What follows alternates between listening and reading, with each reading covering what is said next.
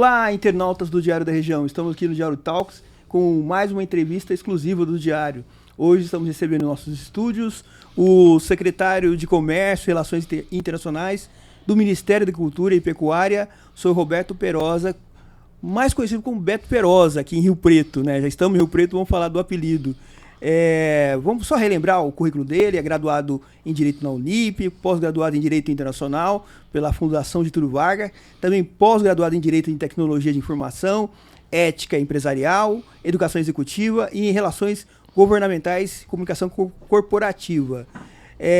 Atualmente ele está no Ministério da Agricultura, mas num cargo bastante importante, inclusive nesse momento que o Brasil vive, né? Um país que está se inserindo, sempre tenta se inserir na política internacional, do comércio internacional, no atual governo Lula. Ele está no cargo-chave, que é secretário de Comércio e Relações Internacionais. O senhor disse em entrevista recente o posicionamento do Brasil em relação ao presidente Lula, em relação ao conflito Israel e Palestina, né? Teve aquela fala do presidente, relacionando a forma que o governo de Israel trata os palestinos, falando que foi um holocausto. Por um lado, teve uma repercussão negativa na comunidade judaica, mas por outro lado, no mundo árabe, que seria a oposição aos judeus, teve uma repercussão positiva, inclusive no comércio externo. Isso é verdade? Olha, em primeiro lugar, muito obrigado pelo convite de estar aqui no Diário, um órgão de imprensa que eu acompanho há muitos anos. Tenho o prazer de ser assinante, mais de 10 anos aqui do Diário da Região. Então, para mim é uma honra muito grande estar aqui com você, Marco Vinícius. Enfim, é um prazer muito grande na minha cidade, né? Que é São José do Rio Preto, onde eu moro, meus filhos nasceram aqui. Enfim, eu tenho um orgulho muito grande da nossa cidade e para mim é um prazer enorme. O presidente Lula, com a retomada dele no seu terceiro mandato, ele deu uma diretriz para todos nós, muito claro, tanto para o ministro Carlos Favro, quanto para mim, enfim, para todos a sua equipe, né, da retomada do bom diálogo internacional, né? Então, o presidente Lula tem essa característica de representar o Brasil internacionalmente, de conversar com todos os polos, né? Então, é uma coisa que é da característica dele e que é muito positiva para o país, né? E aí, com essa retomada do diálogo internacional, novas portas e oportunidades foram se abrindo para o comércio internacional. Por isso que nós tivemos um ano muito gratificante, o ano passado, em termos de possibilidades para o agronegócio brasileiro. Depois a gente pode conversar um pouco sobre os números, etc., mas é fruto dessa crença que o presidente Lula tem de manter o bom diálogo internacional. E o que eu disse recentemente é que eu acabei de retornar de um período de viagem grande. Eu visitei 10 países nos últimos 30 dias, principalmente no Oriente Médio.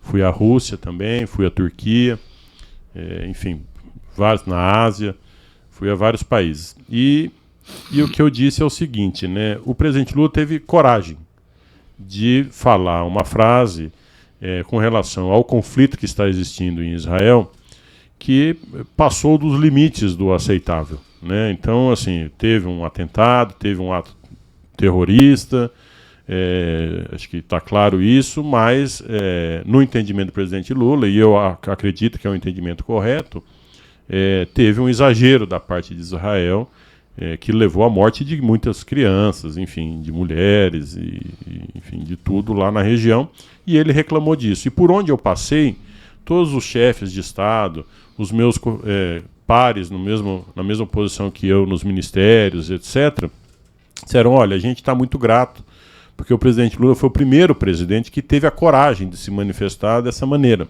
né?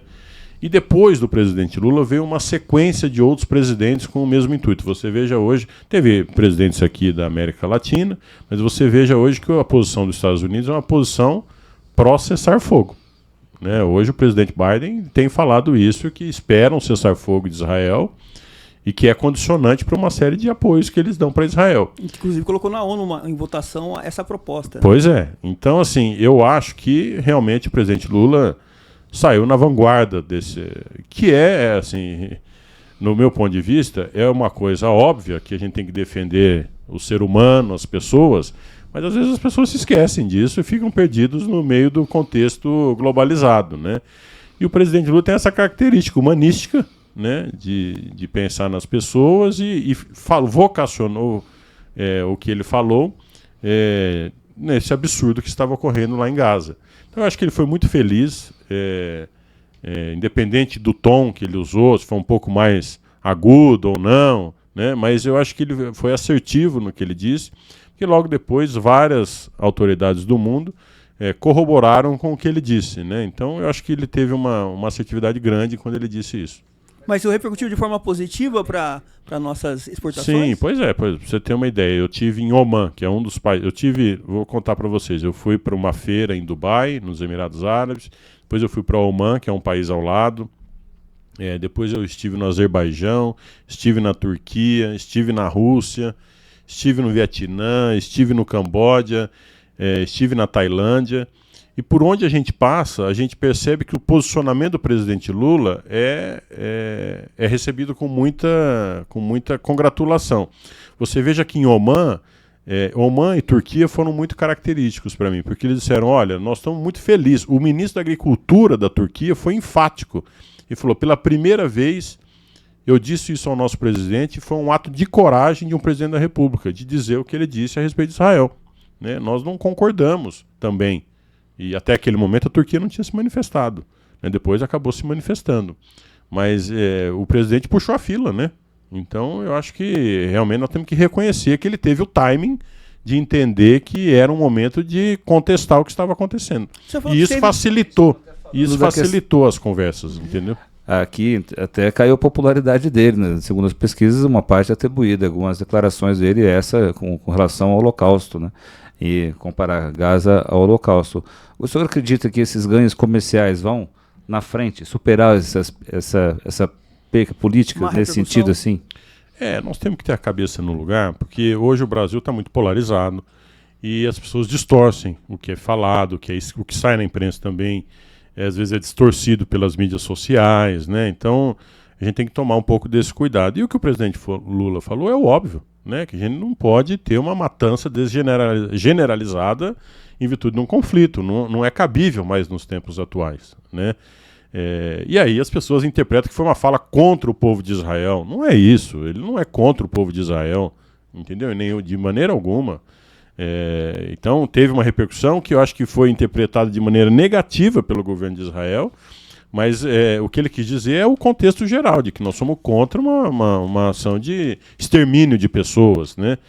Então eu acho que nós temos que levar a população à interpretação correta do que foi dito, né? Respeitando o direito de Israel de se defender e etc e tal, mas sem um extermínio generalizado de pessoas, né? Procurando as vias diplomáticas. É claro que cada um fala numa entonação um pouco mais aguda, um pouco menos agudo, mas eu acredito que é isso que nós temos que explicar. Porque se você falar, não, nós somos contra o povo de Israel, aí todo mundo é contra mesmo. E aí cai a popularidade. E nós temos relações muito próximas com Israel também, né, com o povo judeu. Respeitamos o povo judeu. Né, eu tenho vários amigos que são judeus. Então, assim, eu acho que nós temos que interpretar o que foi dito. O que foi dito é que nós, o que eu digo, né, o que o presidente disse, é que foi dito que ele não aceitava a forma como estava sendo conduzida a questão da faixa de Gaza. E eu acho que ele estava correto nessa assertiva, né? E aí é isso que nós temos, esse trabalho de explicar o que foi dito, entendeu? Curiosidade, o senhor também acabou falando na sua citação inicial sobre a Rússia, esteve lá. E lá está em um conflito com a Ucrânia, né? Uma guerra que ainda preocupa bastante o mundo, porque não há possibilidade, por enquanto, de paz. E aí, como é que é a nossa relação comercial, tanto Rússia ou Ucrânia? Como equacionar o Brasil no meio desse conflito? No início do conflito, houve uma dificuldade enorme, principalmente com relação à Ucrânia, né, para escoamento da sua produção. E o Brasil também compra ainda muito fertilizante da Rússia. Não sabia, havia uma insegurança de como ficaria isso, né, no cenário, tanto que houve uma elevação enorme, né, no mercado sobre a questão de fertilizantes e tal, mas hoje isso se normalizou, né? Então, assim, não que a guerra tenha normalizado alguma coisa, mas as relações comerciais entre o Brasil e esses países, eu estive na Rússia o ano passado e esse ano, nós continuamos o comércio e o fluxo comercial normal com a Rússia, assim como com a Ucrânia também. Então, do ponto de vista do agronegócio, do que importa para o homem do campo aqui, da nossa região, do Brasil, enfim, as relações continuam normais, entendeu? Nós não estamos tendo nenhum tipo de problema. A gente vende para a Rússia e para a Ucrânia também? Nós vendemos muito para a Rússia. A Rússia já foi o maior mercado nosso de carne bovina. Depois a China tomou esse lugar. Mas hoje a Rússia tem um importante mercado de carne suína, carne de aves, mas também de soja, farelo de soja. Né? É o maior mercado de amendoim brasileiro no exterior, é o mercado russo. Hoje mesmo eu falei com o presidente de uma cooperativa que produz amendoim aqui na região de Bauru, e ele estava me dizendo que ele está exportando 100% da produção deles, Bauru, que é uma grande região produtora também, 100% para a Rússia. E a gente estava trocando algumas ideias sobre a possibilidade de ampliação ainda dessas exportações, né? Então é um importante mercado para esses produtos brasileiros, produtos do agro brasileiro, e por isso é importante a gente manter um relacionamento cordial minimamente. Perosa, uma das grandes qualidades atribuídas ao senhor quando a época da indicação para a Secretaria do Comércio, né, e Relações Internacionais, lá no Ministério da Agricultura, é justamente um bom trânsito com o agro, principalmente no interior de São Paulo, né? Uhum. Para fazer uma reaproximação, vamos dizer, no setor com o governo Lula, né? O agro ainda a gente nota que segue muito fechado com o bolsonarismo. Por que o senhor acredita que existe uma certa persistência nesse sentido, resistência? Inclusive, tem conseguido bastante dividendos positivos o agronegócio. Isso não tem repercutido de forma positiva entre os produtores? Não, tem repercutido, né? O governo do presidente Lula, através de um trabalho de esforço muito grande do ministro Carlos Favaro, que se dedicou a isso, principalmente, eu acabei de ver uma entrevista do ministro dizendo as ações que nós tomamos nesse ano e pouco, né? Nós tivemos o maior plano safra da história do país, né? O plano safra significa incentivo à produção local, né? Então, tivemos um plano safra de mais de 400 bilhões de reais o ano passado, que foi um recorde, né? E esse dinheiro chega aqui na ponta, porque é a pessoa que pega o dinheiro para fazer o custeio, o investimento na propriedade, né? Com juros, se não o ideal, aceitáveis, né? Com um plano safra todo voltado para a sustentabilidade, que era uma coisa que se cobrava também, né? Então hoje o plano safra é 100% voltado à sustentabilidade, não tem nenhuma linha de crédito que não esteja voltada para a sustentabilidade, com a preservação do meio ambiente também. Então, o presidente abriu né, esse caminho através do incentivo via o plano de safra. E nos delegou também a função, a mim e ao ministro Favaro, nessa questão da abertura de mercados, para que haja um escoamento da produção, né? Então, nós rodamos o mundo ano passado, tivemos recorde de abertura de mercados, abrimos 78 mercados no ano passado.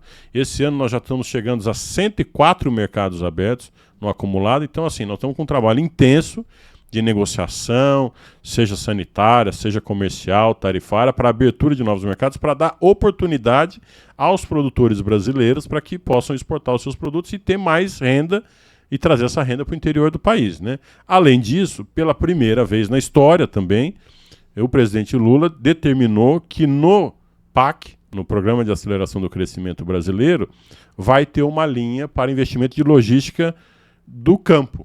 Então vai ter investimento em estrada rural, em construção de pontes, um investimento de mais de 8 bilhões de reais, né? Então, veja que o presidente que é dito que é contra o agro, ou que não é a favor do agro, está fazendo tudo o que pode para incentivar o agro a produzir cada vez mais. Mas por que a resistência do outro lado?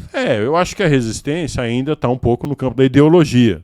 Mas, com o tempo, nós estamos vendo isso. Nós estamos vendo que o presidente tem feito encontros, reuniões com representantes do agro. Eu participei de algumas. Nós tivemos uma há 3 meses atrás, em que os maiores pecuaristas do Brasil foram solicitar ao presidente que fizesse uma gestão junto à China para que houvesse uma grande habilitação de plantas para haver mais oportunidades para o agro brasileiro. Plantas de frigoríficos, né? Pois é.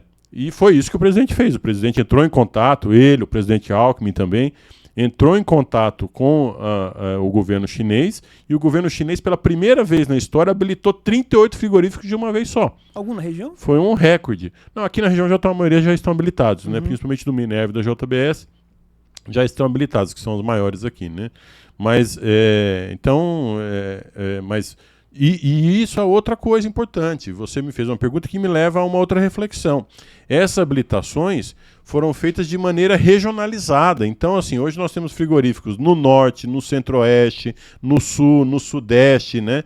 Regiões que têm vocação para a produção de carne bovina ou de aves, e estão todos. Antes era concentrado numa região, né? Era sul e sudeste. Agora está diversificado, né?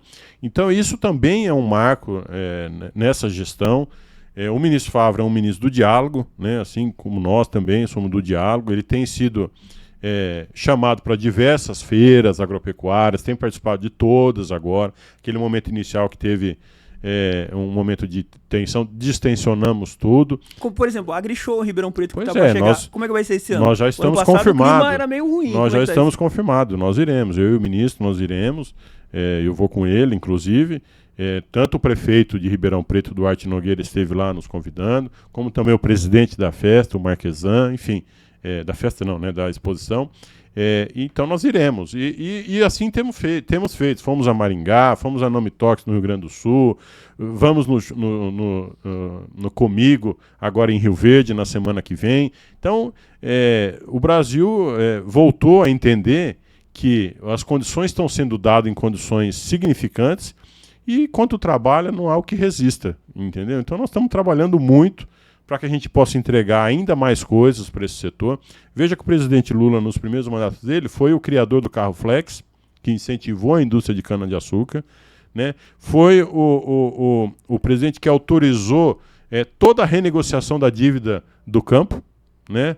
Do Fundo Rural e etc. Foi o presidente que autorizou isso. Era o presidente das taxas de juros de 4% para financiamento de máquina agrícola, né? Então, tudo isso foi o presidente Lula, não foi outro presidente que fez isso, né? Então, eu acho que, claro, não dá para chegar no primeiro ano e fazer tudo de uma vez. Você tem que ir construindo as condições econômicas, convencimento, conhecendo, etc., e melhorando as possibilidades. E é isso que tem sido feito no governo. Então, nós estamos caminhando para ter uma nova condição para os produtores, se não semelhante, muito parecido ao que já tivemos no passado. O senhor está cumprindo aí a sua missão. O senhor que é do PSDB, não, tocando ali no governo Lula do PT, está cumprindo essa missão nesse sentido aí. E gostaria que o senhor falasse também, porque foi divulgado pelo próprio Ministério que em março teve 10 novos mercados em 7 países. Né? Para o país, em fevereiro, 7 em 6 países, e em janeiro 9, o que está mostrando então essa ampliação do mercado como um todo, na agricultura. Isso, Vinícius, é o seguinte, pensa, o Brasil tem um plano agora que nunca teve, um plano de aumentar o crescimento da produção agrícola. Nós temos no Brasil hoje cerca de 7,5% do território brasileiro em área de agricultura, né? E nós temos cerca de isso aqui dá 65 milhões de hectares. Entre 65 e 70 milhões, se considerarem algumas culturas perenes, é a área da agricultura brasileira. E nós temos em áreas de pastagem cerca de 160 milhões de hectares, né? Desses 160 milhões, existem aí cerca de em torno de 40, 50 milhões que estão em áreas de pastagens degradadas, que é aquela que o proprietário não cuida, que tem erosão, que tem mato junto com a gramínea, né? Tá solto, né? E nós fizemos um estudo com a Embrapa, quando o ministro Favre tomou posse, já na transição já havia esse diálogo. O ministro Favre tomou posse e pediu um estudo tanto para a Embrapa, que é a maior empresa de tecnologia agropecuária do mundo, né, da agricultura tropical. Inclusive, eu acabei de falar com a presidente da Embrapa, ela me convidou, que a Embrapa vai comemorar 51 anos neste ano, agora dia 24 de abril, e a Embrapa fez um estudo sobre desses 40, 50 milhões, onde seriam as melhores áreas para ampliar a produção brasileira, né? Então existem esses 40, 50 milhões que com algum investimento a gente pode praticamente dobrar a produção brasileira, porque veja, tem 65 milhões. Se a gente acrescentar 40, 50 milhões, pensar que nessas áreas podem ter 2 safras, em algumas até 3 safras, né, a gente dobra a produção brasileira, né? Então nós temos um plano, o governo não tem todo o recurso para fazer esse investimento, é um tripé, né? Nós temos que investir em solo, na recuperação do solo dessas áreas, temos que investir em maquinário, temos que investir na questão ambiental também, muitas vezes, né? Resolver as questões ambientais que existem na área. E isso tem um custo. O custo para fazer essa recuperação dessa área toda, não vou entrar em detalhes aqui, mas é em torno de 120 bilhões de dólares, né? Então é muito dinheiro, né? E para isso nós estamos buscando parceiros internacionais, fundos soberanos dos países árabes, fundos soberanos de países da Ásia também, né? Então já tivemos vitórias. Então o fundo Mubadala está investindo, a JICA, que é a Agência Japonesa de Investimentos, que já tem um histórico de investimento no Brasil, também anunciou um investimento grande no Brasil. Temos o Rabobank, que é um banco holandês, também dando uma linha de crédito de $1 bilhão para isso. O Banco Mundial dando $1 bilhão para isso também. Então, nós temos alguns mecanismos já sendo instalados. E para isso, se nós vamos dobrar a produção brasileira, veja o que isso pode gerar. Veja o que pode gerar para a nossa região. Se o agronegócio já é forte, você imagina a gente dobrar a produção do agronegócio. Isso gera mais emprego, produção, máquinas, produtos mais acessíveis para a nossa população. Então, é um efeito positivo, cascata, muito grande. Para isso, nós precisamos do quê? De financiamento, que é aí a importância de um grande plano safra. Depois nós precisamos de escoamento agrícola, logística agrícola, e por isso o PAC de R$1,7 trilhão até 2026, né, com um grande investimento na área de logística, portos, aeroportos, ferrovias, hidrovias. Esse é o grande investimento do PAC, é um PAC de logística. E depois o quê? Compradores, mercados. E por isso a nossa saga de abertura de mercados no mundo todo, para que a gente comece a produção e não chegue lá na frente e não tenha uma super produção e não tenha para quem vender, né? Então nós precisamos ter esse tripé, que é financiamento, logística e mercados abertos. Falando em mundo todo, o presidente da França, o Macron, esteve aqui no Brasil. Ele vem de um país que também tem uma classe agrícola bastante organizada. Essa visita ajudou a pavimentar mais o acordo Mercosul-União Europeia, ou como é que foi essa visita para esse acordo tão sonhado pelo agronegócio?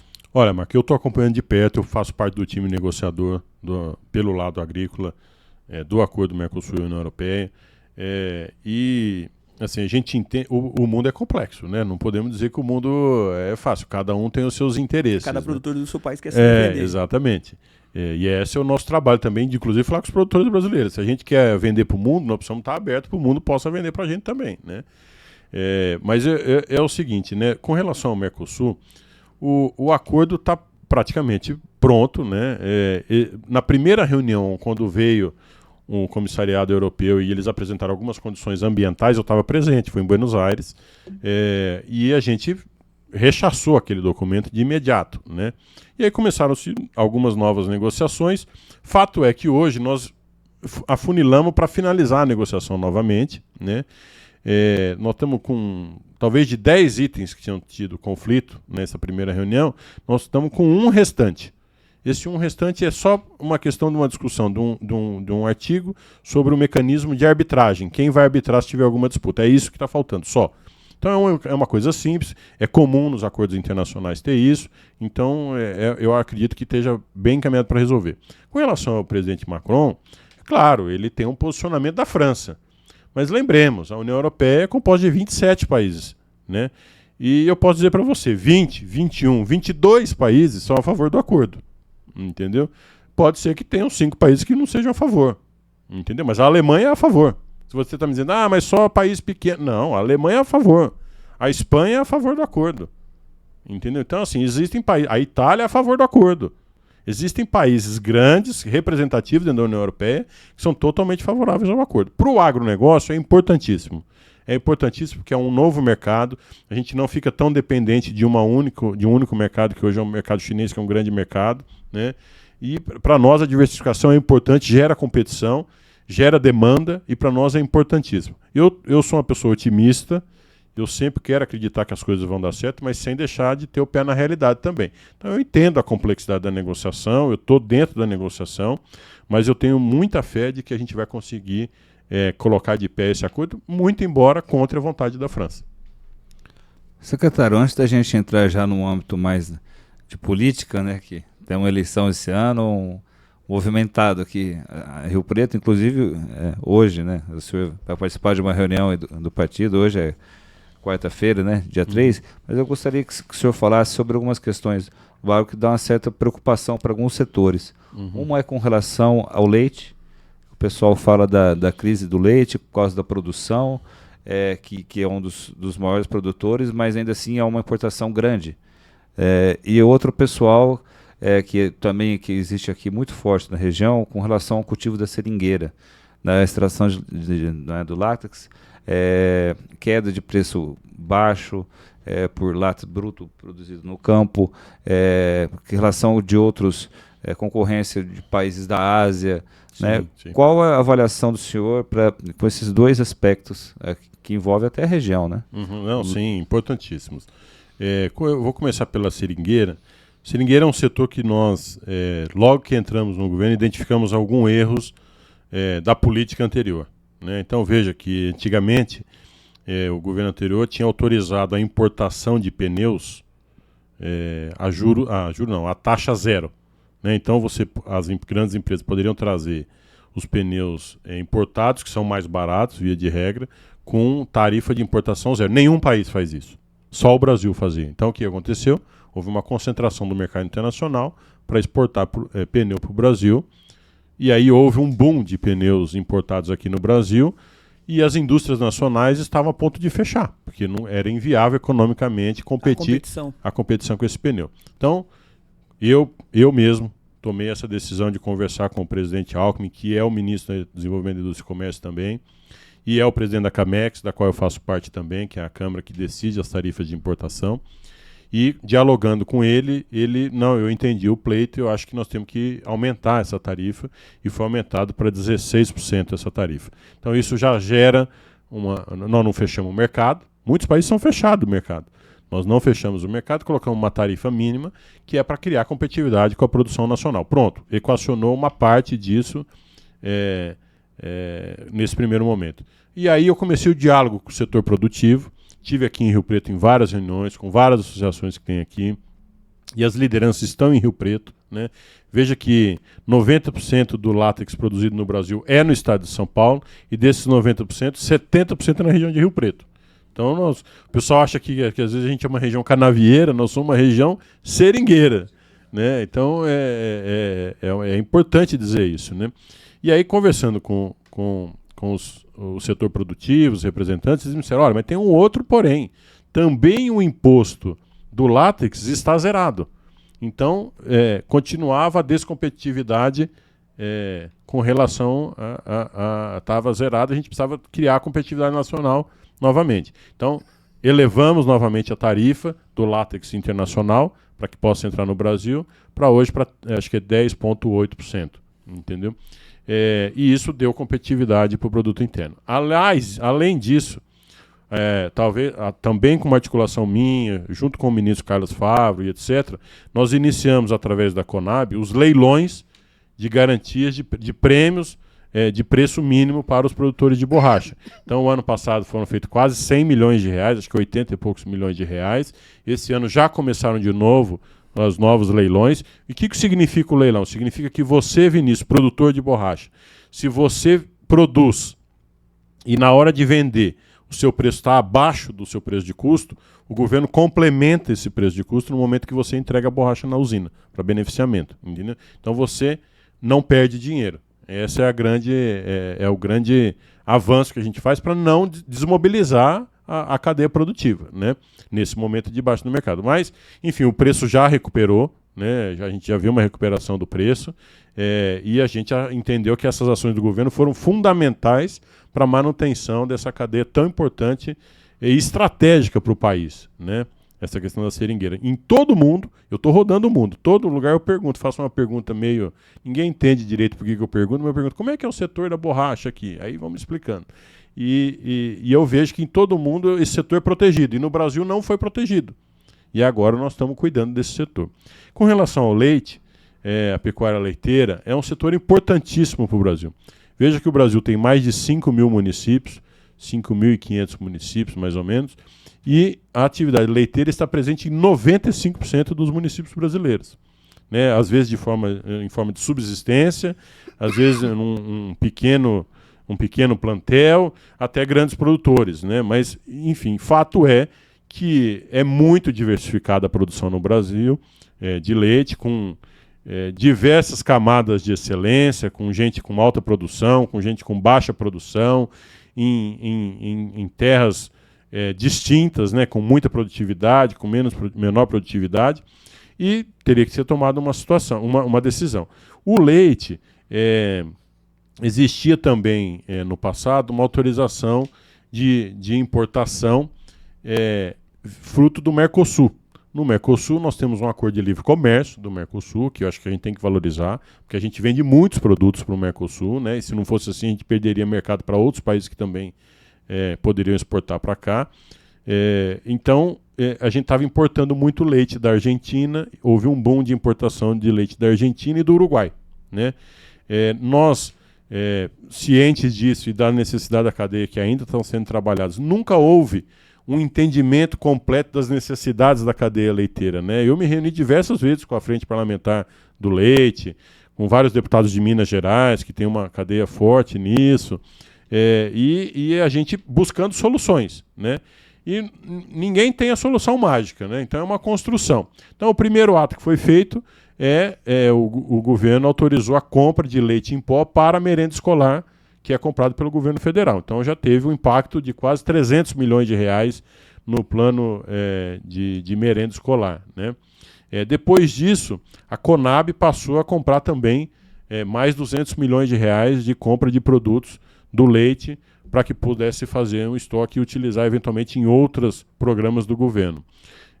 Depois disso, agora, mais recentemente, nós tiramos todo o incentivo fiscal que havia a empresas que importam leite. Nós não podemos fechar o mercado. Né? Se a gente trabalha o mundo inteiro para abrir mercado, como nós vamos explicar que nós vamos fechar o mercado para esse ou aquele produto, ainda mais dentro do Mercosul, que é o bloco que nós pertencemos. Né? Então, nós tiramos o incentivo das empresas que importam leite, que tinham incentivo de PIS, COFINS, nós tiramos esse incentivo. E mais recentemente agora, na semana passada, o presidente Lula e o ministro Favaro também autorizaram toda a renegociação de recursos de investimento que foram feitos pelos proprietários rurais dentro da cadeia da pecuária leiteira, neste ano, uma prorrogação do pagamento desses investimentos com juros subsidiados. Né? Então, assim, nós estamos tomando diversas medidas, não tem uma medida que vai resolver 100%. Com o tempo. E a agricultura, quem é do agro, sabe que as questões são cíclicas. Né? Existem motivações cíclicas para uma alta de uma commodity para baixa de uma outra commodity. Né? Você veja o preço do açúcar que está hoje. Né? Um preço nunca antes esperado. Né? Então a gente acredita que com essas medidas nós vamos trazer de volta a competitividade do leite, se não a grande competitividade que tem, mas pelo menos a condição de que seja mantida a grande cadeia produtiva que o Brasil tem. O senhor é um homem de partido, né, do PSDB, inclusive é filho de um tucano histórico. Só que o partido, nesse momento, vive um momento complicado. Né? Tem a derrota do governo do Estado, algumas crises de disputa de direção, né? Inclusive, na capital, em São Paulo, parte da bancada saindo. Como é que fica o futuro do PSDB na visão do senhor? Né? Porque está no momento, de um partido que já teve um presidente da República, Fernando Henrique Cardoso, governo dos estados em vários estados do país, mas nesse momento está no momento, digamos assim, em baixa. Como é que o senhor analisa a situação do PSDB? Olha, falar do PSDB é um motivo de muito orgulho para mim. Né? O meu pai, eu participei das reuniões da fundação do PSDB. Né? Existiram reuniões da fundação do PSDB na minha casa. Né? Então, meu pai é a 6ª assinatura. O doutor Geraldo Alckmin, eu sempre brinco com ele, ele é a 7ª assinatura. Meu pai é a 6ª. Então, eu falei, eu cheguei primeiro. Por herança, eu estou na frente do senhor. Mas hoje até o presidente está no PSB, infelizmente não está mais no PSDB. Mas eu acho que a fundação do PSDB é a fundação que teve um centro muito grande em São Paulo, né? E com o passar dos anos ficou muito centralizado em São Paulo, porque nós tivemos a sorte e o orgulho de termos gente muito competente nos governos do PSDB, e a população foi reconhecendo isso e reelegendo os governadores do PSDB em São Paulo. Então o PSDB em São Paulo ficou muito forte. né? Só que as gerações passam, né? E é isso que eu entendo da política, que a gente tem que saber a hora de entrar, de fazer o enfrentamento, mas saber a hora que chegou, a hora de tirar o time de campo, entendeu? É muito difícil compreender esses momentos, né? Principalmente a hora de tirar o time de campo. Mas, então eu acho que o PSDB estava muito centrado em São Paulo, e aí vamos dizer assim, com a mudança das lideranças, com a eleição do governador Dória, que foi disruptiva dentro do partido, né? Ele não era uma pessoa do partido, tanto que ficou no partido um período e depois saiu, né? Eu acho que desestruturou a estrutura de liderança que estava sendo criada dentro do partido, né? A morte precoce de um grande amigo meu, que era o Bruno Covas, que talvez fosse a liderança que estava projetada para conduzir o partido agora nesse momento, também foi um baque grande, né, para nós. E eu acho então que nós ficamos sem lideranças, né? E aí as lideranças acabaram saindo, o próprio doutor Geraldo saiu, e nós ficamos um pouco sem liderança, e aí os outros estados conseguiram ter uma maior influência dentro do PSDB nacional e sem conhecer um pouco a realidade do PSDB de São Paulo, né, que é um partido histórico, que teve muito prefeito e etc. A nossa região era uma região muito tucana, né?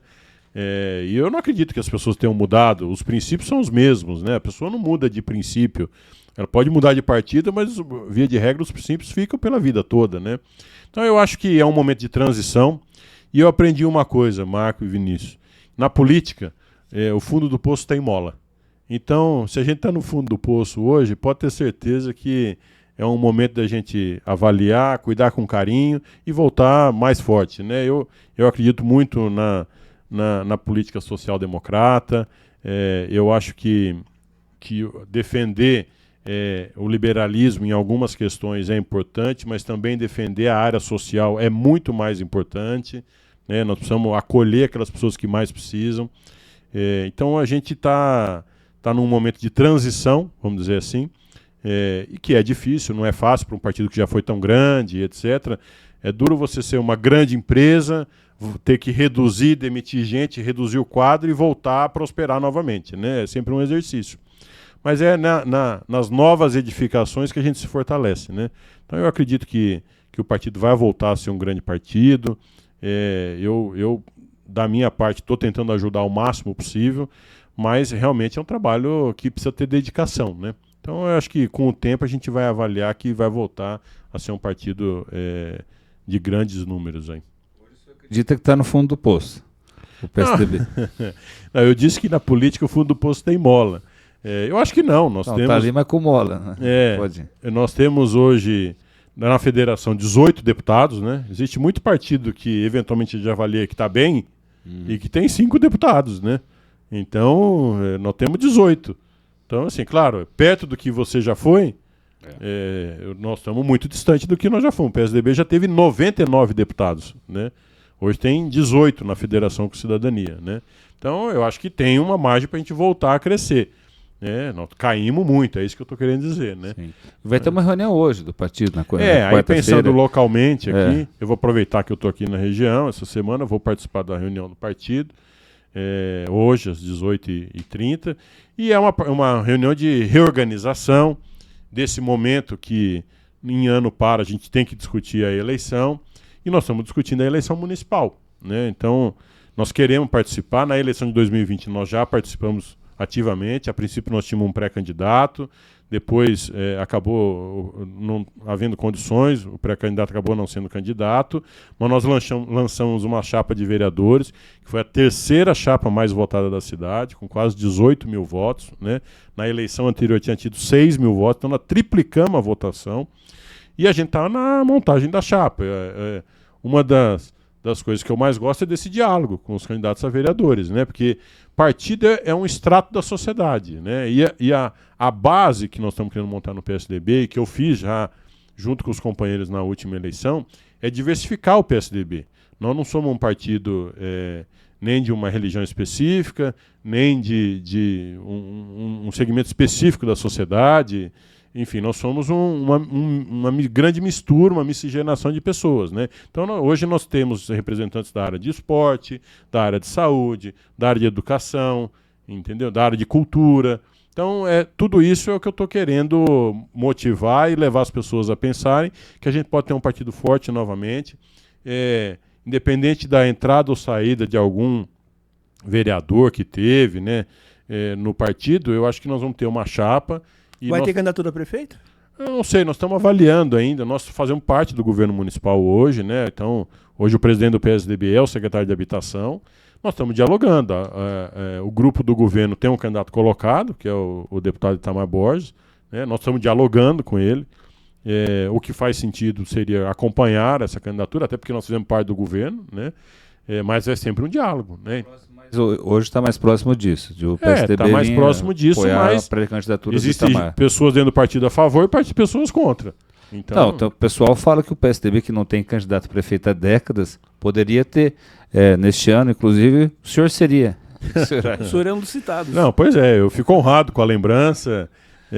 Eu diria que é mais torcida do que vontade própria, mas eu fico honrado, eu não descarto, em algum momento da minha carreira, participar mais ativamente da eleição aqui em Rio Preto. Eu tenho um carinho enorme pela cidade, como a gente estava dizendo aqui antes. Eu sou rio-pretense de coração, meus 2 filhos nasceram aqui, eu moro há mais de 30 anos em Rio Preto, então eu tive diversas oportunidades para mudar de cidade e falei, daqui eu não saio, eu vou ficar aqui para o resto da minha vida, até porque a gente construiu a nossa rede de amigos aqui, enfim, os meus filhos adoram, gostam da escola, então é aqui que eu vou ficar, aqui é a minha cidade, eu me sinto ambientado, enfim, a gente escolheu Rio Preto e às vezes a cidade que a gente escolhe é muito mais... tem uma relação muito mais íntima do que aquela cidade que você simplesmente nasceu, né? Então eu acredito nisso. Eu acho que em algum momento eu devo participar da eleição. Não sei se nessa, acho que ainda está um pouco precoce, mas a gente está numa construção com os candidatos. Então você tem vontade um dia de ser candidato? Tenho, claro. Quem está na política sempre tem vontade de ser candidato, senão não pode estar na política. Então, e estamos construindo. Eu acho assim... nós podemos integrar a chapa majoritária, né? Por que não o PSDB integrar a chapa majoritária? Indicar o vice do Itamar, indicar talvez. o vice, entendeu? Eu acho que nós temos uma relação de confiança com o candidato, com o governo, uma relação de pessoas equilibradas, entendeu? Pensando no melhor para Rio Preto. Eu sempre ajudei o que pude em Rio Preto e a minha missão é essa, é continuar ajudando. E se for da vontade da chapa, das pessoas que a gente ajude participando da candidatura, a gente vai participar. Mas eu acho que ainda é um momento para a gente avaliar, reforçar o partido nesse momento de turbulência estadual, nacional, para que a gente possa dar um passo mais seguro lá na frente. Qual a avaliação do senhor do governo Tarcísio? Olha, eu estou um pouco longe, né, para dizer a verdade, seria até desonesto da minha parte fazer qualquer tipo de avaliação. Eu tenho contato com o secretário da Agricultura, por questões da agricultura mesmo, tenho algum contato com o secretário da Casa Civil, com o secretário Arthur, mas eu não acompanho o dia a dia, né, do governo do Tarcísio. Eu sou a favor, pessoalmente, sem falar de partidos, eu sou a favor que se deem oportunidade a novas pessoas na política, né? Então eu acho que, independente de ideologia, de lado, etc., eu sou sempre a favor de uma nova oportunidade de novas pessoas participando da política, porque isso faz parte de não deixar com que fique sempre na mão das mesmas pessoas, né? Na mão das mesmas pessoas, a política não se renova, e não se renovando continua os mesmos vícios, os mesmos erros, né? E a gente tem que procurar sempre melhorar. Então, por isso que eu defendo em Rio Preto que a gente não volte também ao passado, né? E que a gente tenha novas pessoas participando. E penso assim também no âmbito estadual, entendeu? Então acho que é uma oportunidade, mas eu, de fato, não estou acompanhando de perto o governo do Tarcísio. Quando você fala volta ao passado, quem que o senhor fala que não deve voltar no Rio Preto? Não, aí fica para interpretação, né? Mas eu acho assim que nós temos que sempre... Eu sou jovem, então eu acredito na juventude, numa juventude com experiência. Agora, daqui a pouco a gente tem que parar de falar que é jovem também, né? Mas eu acredito na juventude, acredito na competência da minha geração, entendeu? E acredito que Rio Preto precisa disso. Nós estamos passando por um momento nessa eleição, eu disse isso outro dia, que é uma mudança de um binômio, né, no município, né? Nós tínhamos uma alternância entre um grupo e outro, e claro que tem representantes dos dois grupos de novo envolvidos, mas com pessoas novas, né? E eu sou a favor disso, eu sou um defensor disso, de que a gente dê oportunidade para mais pessoas, entendeu? Para que a política possa se renovar. Então eu sou muito fiel a esse pensamento da renovação na política. Perosa, e de 0 a 10, que nota o senhor dá para o governo Lula, do qual o senhor faz parte hoje? O que o senhor considera positivo e considera que ficou a desejar? Olha, eu acho que assim, classificar com uma nota só é impróprio, porque existem áreas que estão com 10, existem áreas que estão com 8, existem áreas que estão... Então, eu acho que é difícil fazer essa média para saber o que é mais importante e para equilibrar. Mas eu acho que o governo Lula encontrou muitos desafios, né? Você veja, eu acompanho assim de longe também, mas você veja a área da saúde, né? Existia um déficit de vacinas no Brasil enorme. Isso está sendo resolvido. Quanto vale isso, né? Veja na área da educação, existia um problema na merenda escolar, em escola absurdo. Isso está sendo resolvido. Quanto vale isso, né? Existia um problema de oportunidade para o agronegócio, que é isso que nós estamos criando e que nós falamos tanto aqui, que está sendo resolvido. Quanto vale isso? Entendeu? Então, eu acredito que o governo tem uma diretriz, que está indo numa diretriz correta, certa, né? Claro que sempre há espaço para melhorar, sempre vai haver mudança de ministros aqui, ali, faz parte do contexto político também, e a construção no legislativo depende dessas mudanças do executivo. Então eu acho que assim, no modo geral, eu acho que vai para um caminho correto. Veja o que o ministro e vice-presidente Alckmin está fazendo no Ministério da Indústria e Comércio. Esse programa Mover tem investimentos de 300 bilhões de reais. Né? É um negócio nunca antes visto na indústria do país. Né? Então veja os investimentos. Eu sei que aqui o Diário da Região tem uma seção de autos, de carros, eu acompanho também. Veja todas as indústrias automotivas que anunciaram investimentos no Brasil. Né? Mais de 100 bilhões de reais, e não é assim para daqui 50 anos, é para daqui 4, 5 anos. Entendeu? Então tem prazo para acontecer. Então, se não tem se ninguém acredita na forma como o Brasil está sendo conduzido, não haveria esses anúncios. As empresas estavam indo embora do Brasil. Né? A Ford foi embora. Né? Outras empresas estavam indo embora.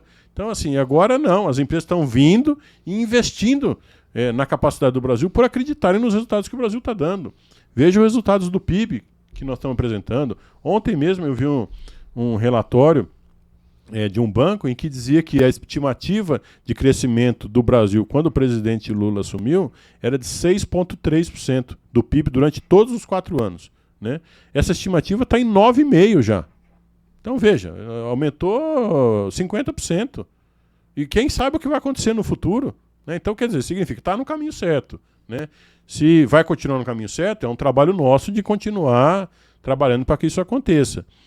Mas eu acredito que está indo num caminho certo e que vai dar muito resultado para o povo brasileiro, e é isso que a gente trabalha dioturnamente lá para fazer. E só perguntando, o Lula candidato à reeleição, o senhor acha? Eu acho que se ele quiser, ele tem o direito, né? Geralmente o incumbente tem direito a ser candidato à reeleição, né? Pode fazer. Não, então, pera, aqui para finalizar, com relação no PSDB, lá em São Paulo, tem uma ala que quer subir no palanque do Nunes, né, do prefeito, e outro que está vislumbrando um apoio à Tabata. E em Rio Preto, o senhor disse aqui, mas para ficar aqui, qual o palanque o PSDB estaria mais próximo, né? Quais prefeituráveis estão num possível arco de alianças aqui? Olha, o PSDB hoje faz parte do governo do prefeito Edinho, né? Nós temos o Manuel, que é o nosso presidente aqui local, inclusive com a referendado segunda-feira agora passada pela Executiva Estadual como o atual presidente novamente, com mandato até o ano que vem. Eu acredito que, como a gente faz parte do governo, nós temos que ter um diálogo com o governo, primeiramente. E se tiver dentro do que a gente acredita e etc., a gente pode acompanhar o governo ou não, ou ficar independente e ter uma chapa de vereadores independente.